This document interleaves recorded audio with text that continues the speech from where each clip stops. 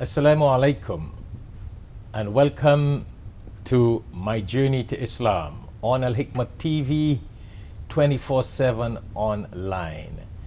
It is indeed a pleasure to have with us in Al Hikmah studio Sister Halima Gibson. Welcome to the show, Sister. Thank you very much, Sheikh. Thank you. Sister Halima has a very interesting background. She's a massage therapist for over approximately 25 years. She's a spiritual healer. Spiritual healing she has experience in. She is a convert to Islam or revert to Islam. And she has a lot of spiritual background. She's deep into Sufism. So we got a lot of things to talk to Sister Halima about. Stay tuned so we can learn from her experience, her spiritual experience, her educational background, her journey to Islam.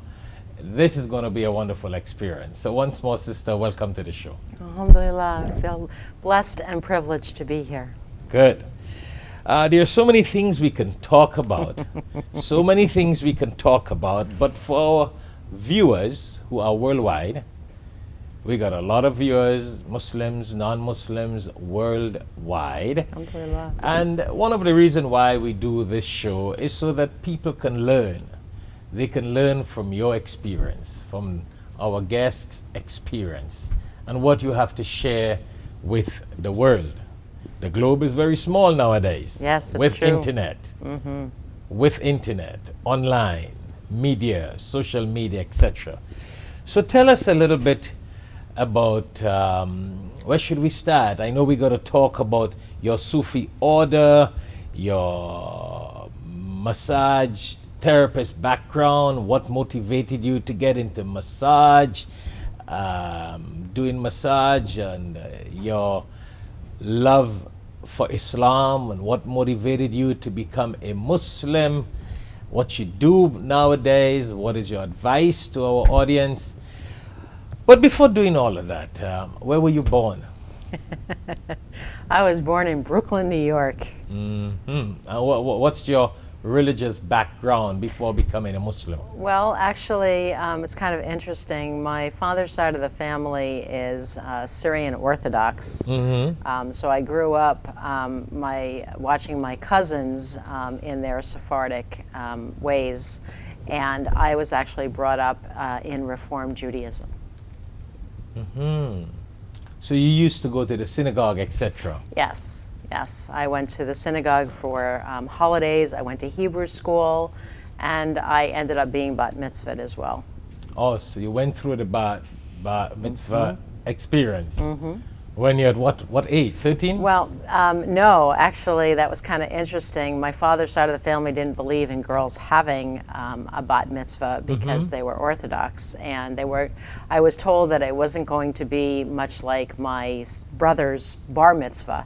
So I went to Hebrew school, and I had a choice. So the boys are called bar mitzvah? Bar mitzvah, yes. And the girls? Bat. Bath mitzvah. Bat, B-A-T. B-A-T, bat Yeah. mitzvah, yes, Yeah. okay. So I actually chose it for myself later on. That's basically the bar mitzvah, or the bat mitzvah is basically the teenage turning stage. Yes, it's the coming of age, becoming becoming a man, becoming a woman. Reaching the age of puberty. Yes, and having the responsibility of, they talk about, we're not really responsible for our deeds and our actions, but at 13, it's when you start becoming more of an adult and actually understand in Islam as well, when you have to take more responsibility for yourself. In Islam, we compare that to the age of puberty. Yes. That before the age of puberty, you are considered minor. Yes. And you don't get any sins. Right, exactly. But when you reach the age of puberty, yes, you become more responsible. You become responsible and accountable for what you do. Yes. So similarly in Judaism, yes, bat mitzvah for the girls, it's at around the age of 13, both girls and boys. Yes. Whereas in Islam, it's to do with the age of puberty sort of experience, whether it's 9 years, 10 years, 11, 12, 13, 14, or 15. So at what age did you do your bat mitzvah? I actually had a bat mitzvah at a wonderful program that I took in New Brunswick, New Jersey, because we lived in New Jersey for most of my life. And it was an incredible experience. I lived at a fraternity house for the summer and relearned Hebrew by a rabbi. And there were 7 of us who were there was one guy who was bar mitzvahed who never was before, and the rest of us were bat mitzvahed. And it was a very moving, it was a deeper experience than had I done it when I was younger and doing it because that's what we did, because I chose it. Right. And for our viewers' benefit, what basically went on in that bat mitzvah? Whatever you can remember, basically, what do they do? It was, I learned a portion of Hebrew for the Torah and the Haftorah. And because there were 7 of us, normally there's only one.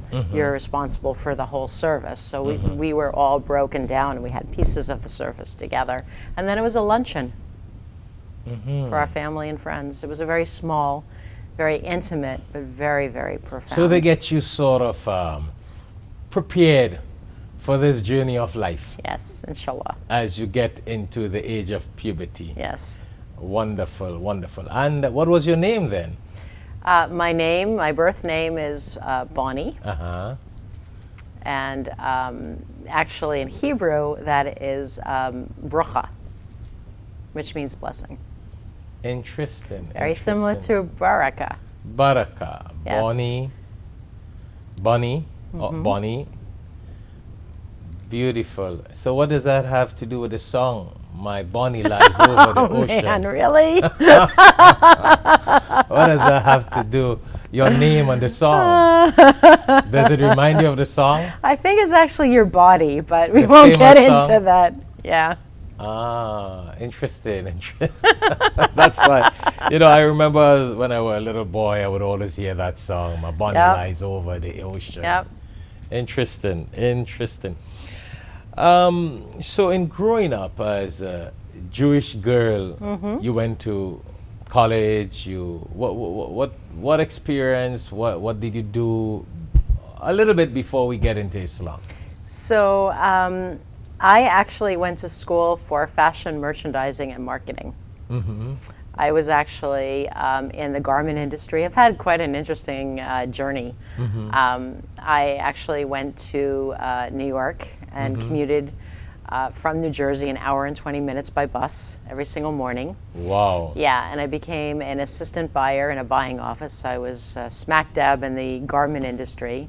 I had gone to school for it, and I wanted to actually experience it in the only, in the major part in the place where that all happened. So it was a crazy, crazy industry. It was very exciting. I was a young adult, so it was a great time to be there, but it was crazy. Wow. And actually, I was in the dresses and bridal area, and I learned my education through working in a buying office, which was actually the clearinghouse to help a lot of specialty stores make their purchases for their stores for the season or for whatever. So it was very exciting, but it was crazy. People were just very competitive.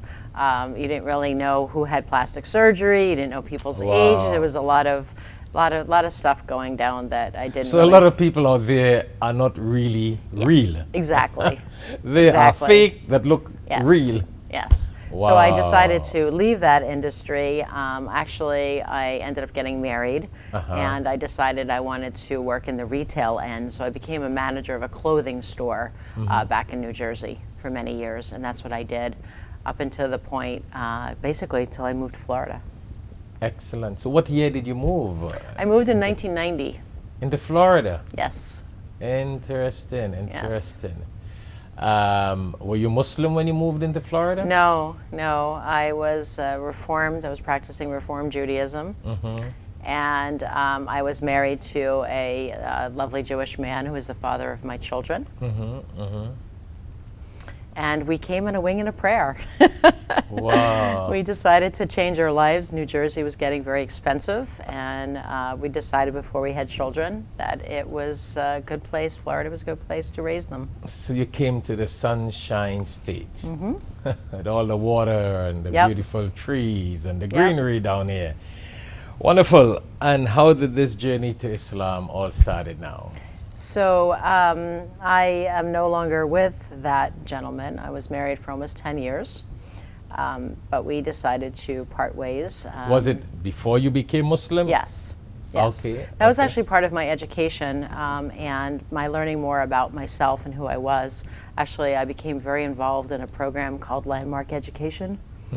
And it was really more of an educational process about what served me in life and what was beneficial. But I actually became quite a searcher. I was actually searching for what I realized at the time, but I didn't realize it then. But as time went on, I've actually been searching since I'm about 16 about who I was. Actually, was in a creative writing class. Who you are, Yeah. what's the What am I purpose of here life, for? Yes, exactly. why am I in this world, Yes. and what is the purpose of life, Yes. and what now, what after. Yes. Who is that girl looking back at me in the mirror? Yeah, It was actually, I yeah. wrote a paper for a creative writing class. And little did I know that that was really the start of the journey. And that is interesting that you mentioned that. Ever since when I was in college, before I got involved in Islam, well, not I, before Allah guided me in the path of Islam and studying Islam, etc., I always had that mentality. Why am I studying certain things? It's not necessary. Why do I need to study chemistry? Why do I need to study physics? I'm not becoming a pilot. I'm not getting into all these experimental things in the world. I understand English is important. I understand maths and geography and history and many things are so important. But sometimes I would question myself, and I used to question myself when I was 16 years. What is this? What is the purpose? What does it have to do with life? And then sometimes as a college boy, I used to look at teachers and say, what is their purpose? Half of them are drunk. Their life is so very corrupted. But they're your teachers. And like, what are they teaching? What is the purpose? Where are we headed? So a lot of things used to pass through my mind, but I never knew if it was real, if I was just confused. But now, after Allah guided me and after studying Islam, now I realize that some of those questions were real. Were real as to what is life, what is the purpose of life, what am I studying, is this important for life? And what am I here for? Yeah, everything that I'm studying, is it important for life? Is it part of the purpose of life? It's like a television. They got so many shows on television, right? Do you need to look at all these shows? Are they all beneficial? Are they important? Are they really going to guide you in the right path? Are they real? Are they all true news, fake news, proper documentary? Sometimes when you look at college and university life and you look at the curriculum that they give you, I sometimes wonder, because it's a man-made thing, is it everything in it is important for life or part of life, or you would have just wasted a lot of time in your life in trying to seek that path? You wasted a lot of time in a curriculum that was really money making by governments, by writers, by directors, by promoters. Honestly speaking, that's what I see. No, I hear. And that's what I hear a lot of thinkers Yeah. of today saying. A lot of thinkers of today saying that a lot of things didn't make sense, but it was all about promotion and money making. You know what I'm saying? Like Yeah. the television, as I said, not all the shows are important. You don't need to look at everything. You don't need to buy all the books in a bookstore, Right. because it does not contribute to life. Your purpose of life, what you are. Now, different people may need to. Right. Because if that may fall into their career, I Right. want to make that clear. That may fall into their profession and their career. So now that you mentioned that, for our viewers out there are a lot of young people who would be listening to you and they may be thinking, yeah, that's true. We get this thought and we think that this is the right way because we were told that this is the right way. But is this really necessary for life, for us? Actually, what I feel, it's really a good point that you mentioned, but I believe one of the biggest things is discernment. There's a lot of things out there, and you could go, many different directions, but actually what I learned is when you go to Allah and you go, it's a direct path, then you don't look left or right, and you ask, is this what I should be? Forget even the should, but is this what Allah wants for me? Is this what His will is? And is this going to bring me to what it is that I want? That's it. That's a good point. That's a very vital, important point. That is this what God wants me to do? And is this beneficial to me? Like, I always look at knowledge that the Quran says, Lillahi ma fis samawati wa ma fil arth. Everything in the earth and the skies belong to God. So it's important we study everything that belongs to God, and it is important for us to understand and know.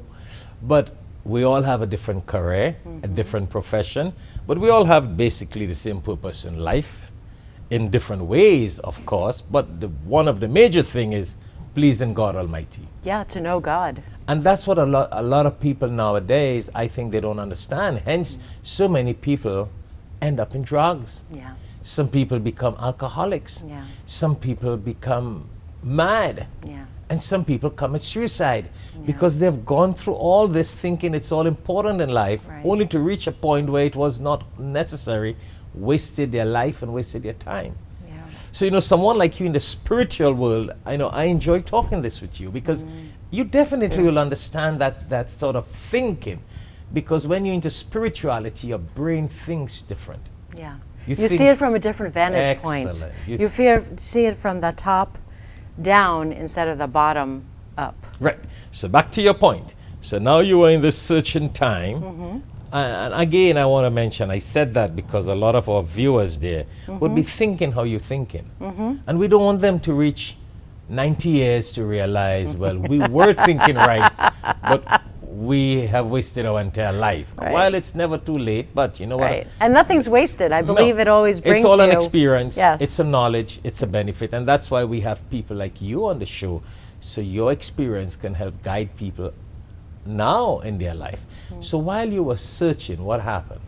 So basically, I studied a little bit of Kabbalah as well. And Kabbalah is the mystical side of Judaism. Is the mystical side of Judaism. Well, I just said Sufism, but the mystical side. Okay. Well, the Sufis and the Kabbalists actually hung out together. Definitely. I mean, Maimonides was a very, very famous, religious leader and proponent of Kabbalah and things like that. So, they actually, the heart knows. The truth is the truth is the truth. Of course. That's what I learned, later on, that that's really the basis of all of it.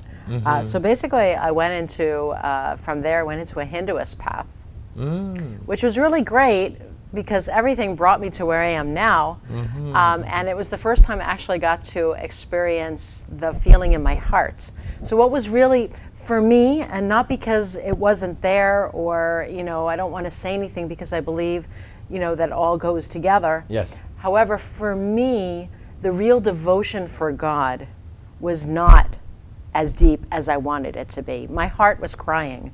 And actually, I would share with you that has something to do with why people are addicted to, things out there, sex, drugs, food, whatever, TV, because they're really searching for God. At least that's kind of what I've learned over the years in my minimal experience in life.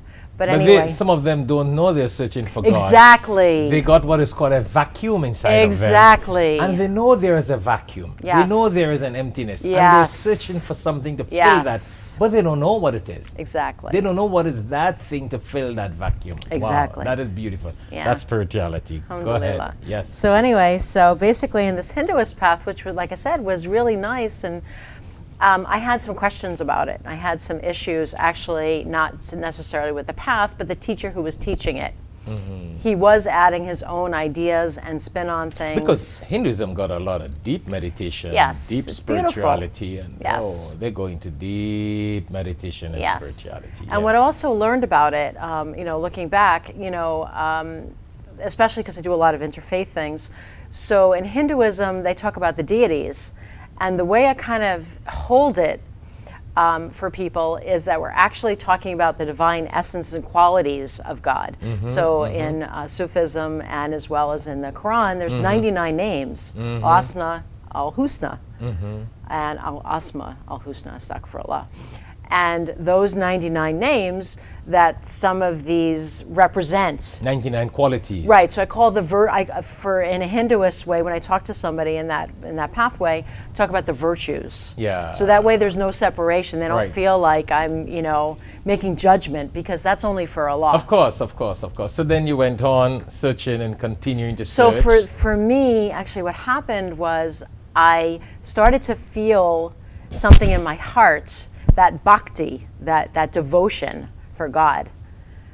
However, some of the things, like I said, weren't really feeling like they fit. And at the same time, I was actually introduced to Sufism, which means the purification and cleansing of your heart. Wow. And that actually resonated more with me. So were you introduced to Sufism by a Muslim or non-Muslim? Well, actually, I was introduced to, and it's actually, No, why I asked that is because I know a lot of non-Muslim friends who are deep into Sufism, Yes. but they do not say they're Muslims. Right, not everybody chooses but it. they're deep into Sufism. Yes. Yeah. So that's another thing in the Western world, Yes. especially. So when I actually decided to delve into Sufism, I actually had a sheikh from Jerusalem, and it's actually was taught Islamic Sufism. So the difference that I've noticed in the West is not everybody is taught what they call the three legs. And the three legs are the Hakika, which is the truth, the Tariqa, which is the path, and the Sharia, which is the laws. So I actually learned all three. And the difference is that a lot of Sufi paths, and that's why there's some bone of contention, just like in every path, in Christianity and Judaism, the different sects, they have issues with each other, which is unfortunate, which is Of really, course, yeah. And that's the human path of Exactly. it, where people do their own interpretation. Exactly. And they do their own ideology and their own concept of exactly. different issues. Man gets involved Yeah. and takes something that's beautiful, like religion, Yeah. which is about the truth, Yeah. and makes it, like Yes. you said, for power. So first you got into Sufism, and then into Islam now? Yes, so basically what happened was my heart was drawn to Sufism actually from Rumi. A lot of people out there know about the poetry of Rumi. And for me, actually Deepak Chopra introduced it at a seminar in Florida that I attended in Fort Lauderdale back in 2001, 2002. And he played this beautiful CD called The Gift of Love.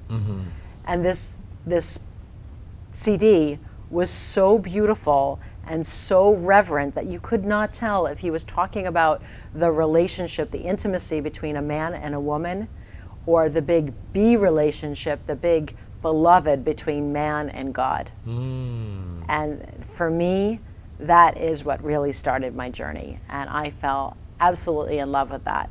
Then I was invited by an old friend who happened to be traveling a very similar path, because most of us are searching in this world. And she introduced me to a Sufi zikr. So I went to this zikr, and I had an amazing epiphany. I had this amazing, incredible experience where my Judaism, because I had learned Hebrew, and also I used to go to parties, my cousins and family, where they had Arabic. So I heard Arabic music, and I also learned Hebrew. And what happened was my worlds converged together.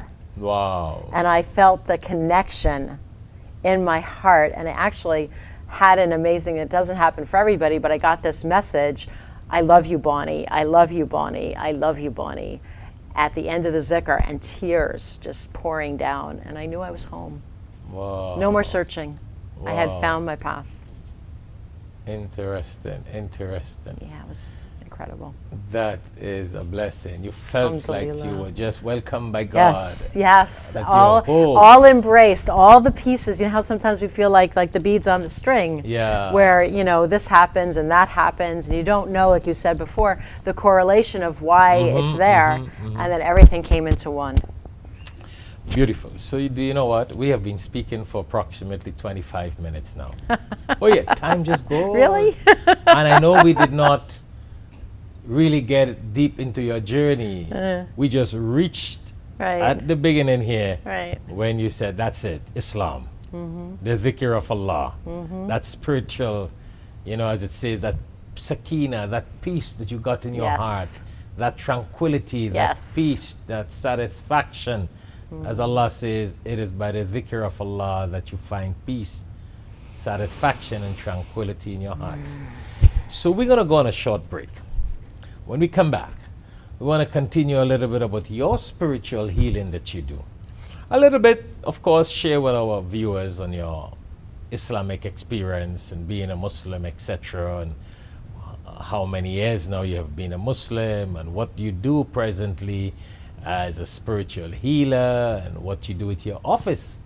That office you told me you have, you got an office here in Florida, in Hollywood, and what services you offer at the office, and what sort of spiritual guidance you give to people, etc. So when we come back, stay tuned. We're going to continue our conversation with Sister Halima Gibson on her spiritual journey, on her journey to Islam, and her experience, learnings and teachings, and how we can benefit from her experience and blessings. Stay tuned. We'll be back after the short break, inshallah. Assalamu alaikum. Allah gives hikmat, wisdom, to whomsoever He wills. And whomsoever is given wisdom is certainly given a lot of good. Only the people of understanding will benefit from the reminder. Tune in to Al Hikmah TV for khutbahs, lectures, and Islamic reminders. Assalamu alaikum wa rahmatullahi wa barakatuh. Assalamu alaikum and welcome back to My Journey to Islam on Al Hikmah TV 24/7 online. Once more, it is indeed a pleasure to have with us in Al Hikmah studio Sister Halima Gibson, who is a Sufi healer, and as we said in the beginning of the show, a sister with a lot of experience, as she shared with us before we went on the break. And we would like to continue on her experience, on her learnings and teachings, and how we can benefit from her journey to Islam. All right, so you went to this dhikr and you felt that belonging. And then what happened? Well, basically, after that, I was invited to take a promise. They call it a bayat, which actually is what the Sahaba, I had learned later on, actually did with the Prophet, may peace and blessings be upon definitely. him, under the banyan tree. So yes, I made which is this something prophet. a lot of people don't understand today, and they don't follow, and they don't even know, some people. Anyhow, so you went, and where did you go and take this? So basically, I was at a zikr. Swear of allegiance kind of thing. Yeah. It was actually an invitation to take a promise to live my life in God in surrender. Take hand with a sheikh, my guide, Sidi al-Jamal al-Rafai al-Shadali, from the Shadali Sufi order, and I was given my spiritual name, my Islamic name of Halima. And where was that? That was actually in Pembroke Pines. After, like I said, after a zikr, they said, who wants to take the promise? And I had no idea what the promise was. So the sheikh came to Pembroke Pines? No, he did not. Actually, it was over the telephone. Okay. But my heart was so full of that love and that connection And where was to the Allah. He was in Jerusalem. Wow. Yeah. Okay. It was over the telephone. There were three of us. And we were Okay. standing there, and he's talking to the facilitator of the zikr, and he says, Halim, and I forgot what the other gentleman's name, and Halima. And that was my name that I was given. So that was the bayat. Yes. And that you accepted Islam at the same time? Yes. Basically, well, He what made you do the shahada at that time? No. Okay. Actually, that came later. That was in 2003. I took Shahada in 2008. I took a promise to live my life in God, to live my life in surrender, to honor all the holy books, including the 5 books of Moses and the Bible, and to live my life in truth and honesty and sincerity and mercy and justice and freedom of all the prophets. That's what I loved about it. It was all the prophets. And basically to take hand of the guide, not as a leader, as somebody, just somebody who knows the path, who has already been there. So when you take hand, you're taking hand with God. And he is just the reminder, the sign point along the way, who has been there. Yes, and listen, that's a whole different subject. Yes. And I don't want us to get to confuse our viewers, because Yes. Bayat is a whole different thing, that Yes. allegiance and obeying God and the Prophet, peace be upon him, and the order of spirituality. That's a whole different thing. Yeah. But anyhow, and the accepting of Islam in 2008.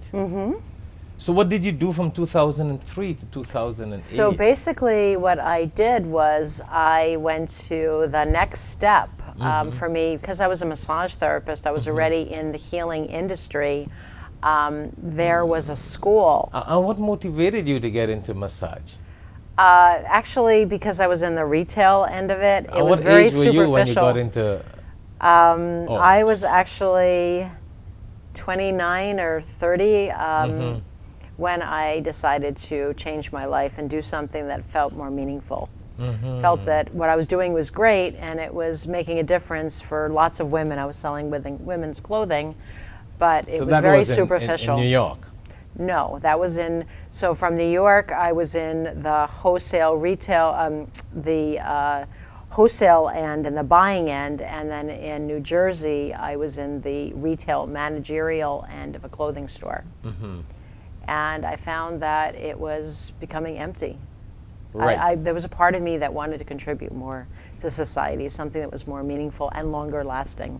And I actually had gotten a massage from a massage therapist at a place, and I started asking questions about, if this is something that I could do. I already had a family, if this is something I could, be a supportive role. So you went and took a license. Yes, I went back to school and I got a license. In that license and that course, do you guys do reflexology?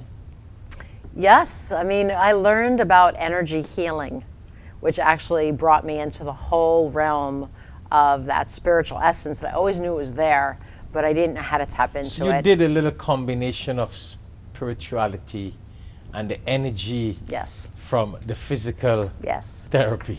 yes, Wow, Yeah. interesting. And that's a whole different talk show. yeah, That's a whole different talk show, because I know we're just on the journey to Islam. yeah. And we just got another 10 or 12 minutes again. Yeah. So maybe we'll get back on the show and talk about that bond of that Yeah, physical that'd be my pleasure. therapist together with spirituality and spiritual healing. Anyhow, so we're going to have to jump from that. I know it's a lot of interesting thing that our viewers will be interested in knowing, but that's why we Inshallah. have people like you, and we can come back and talk again. So you did all these things, and then you ended up accepting Islam in 2008. How did that happen? Now? So I was in healing school in California. Actually, during the Hurricane Wilma, I had gotten guidance. So you left and went to live in California? No, You were visiting. no, what was really great about this program, it was a 3-year program. You chose a year at a time. It was called the University of Spirituality and Sufism. Oh, wow. It was in California. And basically, you went for a week or so. Then you would go 3 or 4 times a year. So you would come back in your life, and you would continue doing the homework and the practices. University of? University of Spiritual Healing and Sufism. Interesting. That my sheikh advised the president of the university to start in America. Wow. And who's the president of the university? At the time, it was Dr. Ibrahim Jaffe, and he has since, he had left and now has come back as the president. Okay, and he's from Jerusalem also? No, he is he from Chicago? I'm not exactly sure where Okay. he's from Okay. originally. Good, good. So people go there to study spirituality and Sufism. Yes, because it's a path to knowing about all the prophets, about It's actually a pathway that teaches you about how to live like the life of the prophets Peace be in, upon- peace be in upon mercy and justice and truth and beauty and freedom. Of course, right. And so, love. So you went and did spirituality and Sufism, and what happened next? It's a healing pathway that I learned, and we learned prophetic medicine. We learned how to use the ayats of the Quran. We learned how to use the divine names of God in healing. We've also learned how to do some of the healing methods of ruqya, as well as some of the, my sheikh has written about 37 or more books on healing as well with remedies, because he was actually trained at the age of 7 in herbology. So are you telling me you did all of this before accepting Islam? It was while I was in school. Actually, Oh my goodness. I was actually a student teacher after I finished my 3 years, and then actually took a 4th year. I ended up in school for over 5 years. My husband thought I was signing up for 1 year. He didn't realize it was 1 year at a time, and it ends up being 5 because my heart found So its path. where were your husband in those days? He was home. And he was sent home you to study spiritualism. being very, yes, I would go back 3 or 4 times a year, and he Wow. would be home. And the beauty is that nothing happens in a vacuum. So I would be going off and doing these, what seemed like a retreat, and he would be home, but something would happen. Something would happen because they say in Islam and in Sufism specifically that your beloved travels in your heart. So even though he didn't accept that, he was very supportive of what I did. He was receiving benefit. And actually, every time I came home, something would happen. Like one time I came home and all the furniture was moved. I mean, something significant would happen for him too, because when your hearts and souls are connected, there are things that happen synchronicity. That's Synchronistically. Deep. That's very deep. That's Yes. very deep. Alhamdulillah. Okay, beautiful. Anything you want to tell me about how it all happened and you So accepted how I Islam? took Shahada, Yeah.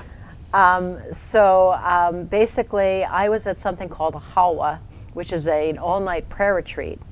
And we would do this periodically. We would do it at Ramadan. We would do it for Laylat al-Qadr, many different things. But I was in school, and we would do this halwa. And they asked anybody if they want to take the promise. Again, the bayat.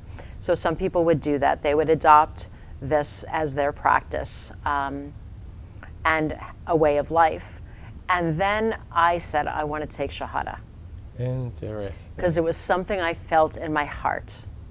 And it wasn't something I was doing because of my children. It wasn't something I was doing because of my husband. It was because of my connection with Allah. Actually, I went home and told him about it when I came back from California. By the way, if somebody asks if there's a Muslim living in this house and they come knocking on the door, the answer is yes. Oh, right. So basically how I ended up taking Shahada was I felt it in my heart. And then I asked one of my teachers who was there, who happened to be Jewish. There were a lot of beautiful, what was so beautiful with the teachings were so universal that Jews and Christians and Muslims all over would come to study because of the path of the truth and love and the embracement of all of that. So I asked my Jewish faculty member of the school, if I take Shahada, am I turning away from my Jewish heritage? Because, I brought up with the culture and everything, and he knew what my pathway was. And he says, I can't speak for you, Halima, but what I can tell you for me, it actually made me feel closer to my heritage and my culture. And when I sat with that and I took a moment to breathe and take that in, I was done. I knew. Just like I knew that I was, at that zikr, that this is what was my next step. Do you want to repeat what he said again so viewers could benefit?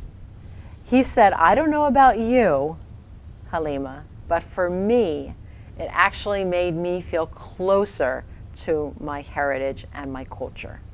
So he was previously Jewish? Yes. And he accepted Islam? Yes. And he's now telling you, yes, as a former Jew, yes, that when you accept Islam, you feel Like a stronger Jew. Yes, Like a basically. more spiritual Jew. I'm more well-rounded because I learned about all the prophets. One of the things that was missing was about Jesus. And I Yeah. actually learned about Jesus. Judaism. Maybe I want to use the word Judaism. Yes, Judaism. You feel like a person stronger in the faith of Judaism. Yes. Wow. Because I also, I in the Hinduist path, also learned about Jesus. Yeah, because in Judaism, they just missed out. Jesus, peace be upon him, and the Prophet Muhammad, peace be upon him. And they got it back all there. So when they combine this together, they got the complete mission. Yes. Wow. And I learned in healing school, I learned about who Muhammad was. May peace and blessings be upon him. Wow. And I fell in love with the prophet's way of holding. Each prophet, I was taught, came for their own time and their own people with their message of one of the divine names and qualities of God, and Muhammad was the seal. That's fascinating. And so you accepted Islam, mashallah. And that I was had a an whole- amazing experience when I took Shahada. What was that experience? Because I know there's so much to talk about. We got 5 Yeah. minutes. I want to talk to you about your office and what you do in the office. So tell us in a few I don't seconds. do very What- much of anything, actually. What was the experience? So the experience, I was told, and I don't know if this is for everybody, but I was told that when you take Shahada, you get 24 hours of like increased blessings. That there's something that comes in.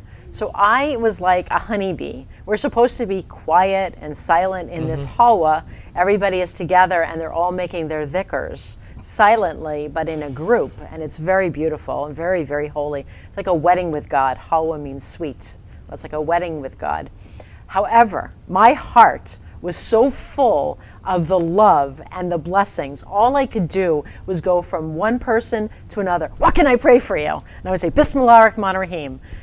I want a house. Bismillah ar-Rahman ar-Rahim. Okay, done. What can I pray for you? I want to have money for my nonprofit. Bismillah ar-Rahman ar-Rahim. I mean, my heart was just completely immersed in the love and beauty of God. Wow. So I couldn't sit in my seat, and I went to all these people, and not only that, but one of the beautiful things was I really started to understand. I had learned Arabic to pray salat, and but I didn't recognize the light and energy, the depth that the Quran has. And I actually started to understand more of that light and the energy, and I started to understand Arabic more deeply also. Subhanallah. Subhanallah. So things started opening in the Quran for me too, and my himma to learn Arabic started to grow. Mashallah, mashallah. It was incredible. So it has been a There's even more, but we have a short time, so I know. So it shows remembering. I think we'll have to come back and, Inshallah, be and wonderful. do another show on what you do, like the spiritual healing. And so could we just talk about that for a few seconds? Sure. So what is your office all about? What do you offer? So basically, like I said, I don't really feel like I do much of anything, but really what it is about helping people Now listen, to support them. when you do a lot of things, you feel like you don't do anything. Because it's not work. You know Because this. it's so many things that you wish to do in the world. Yes. That even if you're doing so much, you think it's nothing. Yes, because it all your comes dream together. is to do so much. Yes. And it's like me, I still feel I need to just do more and Yeah. more and more. Yeah. Even though I have friends, tell me, how do you get all this done? Yeah. How do you travel all over the world? You're Yeah. there today, you're here tomorrow, you this organization, that, and I'm like, but Because I it's don't- not work. Yeah, and I'm like, I don't do anything. I just feel like I just Just need living to your life and accomplish- connecting. I just want to accomplish much more. Alhamdulillah. So I understand what you say. So this office, what is it about? So basically, I do like with people, I sit with them in a coaching and mentoring capacity, and I help them to really what I do in any way, shape, or form is help people connect more deeply with God. To find their Muslims unique and way. non-Muslims? Yes, Muslims, non-Muslims, Jews, Christians, Buddhists, Also, you Hindu. help them get into spiritual Yes. healing. I help them to connect more deeply with their Creator in a way that works for them. Mm. So people that are stressed, mentally depressed. Anything from relationship issues to cancer. You're kidding. So they come by you. Yeah. You got hours of operation. Yeah, basically I have an office 3 times a week Uh-huh. in downtown Hollywood, off of Hollywood Boulevard. And I sit with them one-on-one and we customize what it is they're really looking for. What is it that they're So searching do you have for? in front of the office? I don't have Spiritual anything. healing? What's the name? No, actually, I share an office with a friend of mine, and he's a psychologist, and he just recently took Shahada, actually. Wow, that is interesting. No, that is interesting. A psychologist, people go there, and then he tells them you need some spiritual treatment to combine this psychological treatment that we go through. Yeah. That is so important. Yes. So important. Actually, he also went to school with me, so he also has that in his background, too. Oh, spiritual University of, healing yep, and Sufism. And now he Yep. took Shahada. Yep. He's American? yep. You met him recently, and I'm going to ask him if he will be willing to be on the show. Good. Wow. Okay, okay. No, I was not here. I was out of the country. And I Actually- was told that he came and accepted Shahada. Ah, Yes, yes. alhamdulillah. I was told about that. And I was really told that you brought the person and you were there when the person Yes. came. Phenomenal. We Yeah. would do that. That's what we do, right? We would Just by living really- our lives, Yes. sharing the love and mercy and peace and I justice. think we need to get of him on the God. show. Yes, and talk inshallah. about that. Inshallah. And we need to get you back on the show. So we could my talk pleasure. a little more on some deeper levels of your spiritual treatment to people. And when people come by you, what you do. I mean, you know, there are a lot of people all over the world. You might be There getting are calls people from that are people needy and sick. all over America. All Yeah. over the world, people will be calling I do you. this long distance too. So let me ask you, if someone want to get in contact with you and get some of this spiritual healing treatment, how do they go about contacting you? They can Should we let contact them- me by my phone, by my email, and I do work with people one-on-one in person and online and on Skype. So should we let them contact, seeing that they're looking at Al Hikmah TV? Sure. We got all our numbers. Al Hikmah is international. They can contact Al Hikmah office wherever. And in all practicality, they may not be able to get your details right now. But they could And contact they can through you. contact Al Hikmah TV, Yes. Al Hikmah office, Yes. and ask for Sister Halima Gibson, Yes. your number, your info, and they can get in contact with you directly. Inshallah. So Al Hikmah office can give out your information Yes, you for have my people who are permission. interested in spiritual healing. Yes. That is really interesting. Yeah, that's what we were taught. My sheikh taught us that, you know, we need to spread the message. Yes. One flag of mercy, justice, peace, and freedom. And spiritually, mentally, emotionally, all these pieces need to come together because we are in a body. Even though we're spirits, yes, we're yes, in a yes. body and we have a job to do I've to deliver always- the message. I've always been very deep into my love for spirituality. yes. I've always, you know, my sheikh told me, and I'll share this before we conclude the show. He said, it doesn't matter what you build. You can build Al Hikmat, you can build Darul Uloom, you know, my spiritual sheikh. He said, you can do whatever you want and travel throughout the world. But if you don't sit and have a spiritual group of a few people who will just sit and do the dhikr of Allah and spiritually connect to Allah, then you are still incomplete in your mission. Oh yeah, my sheikh told me that. And ever since he told me that, which was about 20 years, I think, or maybe more than that, yeah, more than 20 years ago, 25 years ago, I got very deep into it because I had a spiritual sheikh. Oh yeah, we'll talk about that. Yeah, in yeah, I'd another love to show. hear about that too. I went into deep spirituality with my Alhamdulillah. sheikh. Ever since I was 17, 18 years, I've been into spirituality. But you know what happens? A lot of people out there, my personality confuses a lot of people. Really? Yeah, because one time they see me look like this, jacket, tie, and suit, and a hat. And one time they see me with a a mama, big gown, giving a khutbah. Right. So they're like, is he tabliki? Jalaba, right. Is he a professor? Right. Is he, what is he? Is he spirit Right. Sufi? So they're sometimes confused. And Right. I just don't care. I 'Cause- get the same thing. Because my mission is love for Allah, Yes. please Allah, Yes. and spread the message of God. And he's the only one we have to answer to. And You know what I say? And this may be something that is helpful to your viewers out there. I don't know. I feel like I'm still a student and always a student. But one of the things that if I could put my head on my pillow at night, knowing I did everything that I could, that subhanahu wa ta'ala is pleased with me, may blessings be upon all the prophets, and I know I've done my job for the Of course, of course, of course. day. I have That peace is- in my heart. Yes, and when you do your duty to God and you please God, then He has promised good tidings and glad tidings in this world and the hereafter. Inshallah. And that's the love. And I really appreciate talking to you on this show. It has been an honor My and a journey to pleasure. Islam. I think our viewers would have benefited a lot from what you had to say. Alhamdulillah. And we will have to get you back very early to talk about your healing. That Okay. little healing experience. Yeah, yeah. I want to talk to you so our viewers could benefit and we can all benefit what Sure. went on in that University of Sure. Spiritual Healing and Sufism, and what you do in your office and how you help some people. Sure. Because I think that might be big. That Yeah. might be deep. A lot of people are looking for that. Yeah. So I want to tell the viewers, the stay world is tuned for needy. that talk show when we will invite Sister Halima Gibson back to talk about her spiritual healing and how people can benefit from that. So thank you very much, You're Sister so very Halima welcome. Gibson. It's a pleasure talking to you. Oh, We benefited a alhamdulillah, lot mine from you. too. And looking forward to have you back on this show. And maybe that will be global issues and how And- that's a spiritual healing and global issues. That would be my pleasure. Yes, and thank you very much again, viewers, for tuning in to Al Hikmah TV 24/7 online. Again, it was a blessing to have Sister Halima Gibson with us in Al Hikmah studio. Until then, Assalamu alaikum wa rahmatullahi wa barakatuh.